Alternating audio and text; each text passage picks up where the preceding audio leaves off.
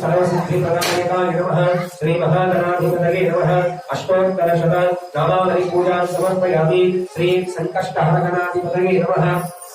दूर्वायुध्वं पूजार्थमहं करिष्ये ओम विनायकाय समर्पयामि विघ्नराजाय नमः दूर्वायुं समर्पयामि उमापुत्राय नमः दूर्वायुं समर्पयामि गणेशाय नमः दूर्वायुं समर्पयामि गणेशाय नमः दूर्वायुं समर्पयामि अधनासिने नमः दूर्वायुं समर्पयामि गौरीपुत्राय नमः दूर्वायुं समर्पयामि एकदत्ताय नमः दूर्वायुं समर्पयामि स्कन्दाध्वजाय नमः दूर्वायुं समर्पयामि इहमत्ताय नमः दूर्वायुं समर्पयामि अव्ययाय नमः दूर्वायुं समर्पयामि ईशपुत्राय नमः दूर्वायुं समर्पयामि भूताय नमः दूर्वायुं समर्पयामि सर्वसिद्धिप्रदायकाय नमः दूर्वायुं समर्पयामि द्विजप्रियाय नमः दूर्वायुं समर्पयामि कुमारगुरुवे नमः दूर्वायुं समर्पयामि वाणीपरपरि ओम हेरम्भाय नमः दूर्वायुं समर्पयामि ओम भैवादनाय नमः दूर्वायुं समर्पयामि ओम संकष्टहरगणाधिपतये नमः दूर्वायुं समर्पयामि श्री संकष्टहरगणाधिपतये नमः